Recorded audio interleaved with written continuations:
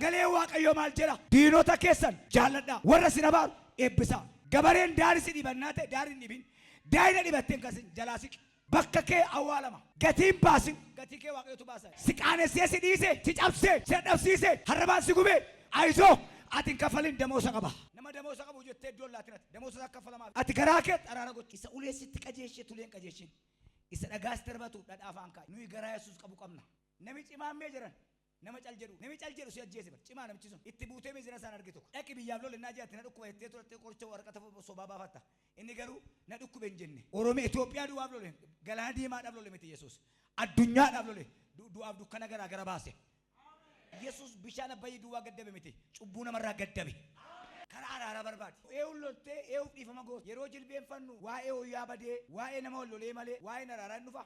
kiristaanis yaan amma jilbeenfatee natti araarame waaqayyoon jedhu akka wanta waaqayyo wajjin mana tokko keessaa ba'eetu naa biti makiina naa biti caammaa naa kenniiti naa kenni viisaa qidimiyaa akkoo miratna namni wal wajjin jiraachuu hin danda'u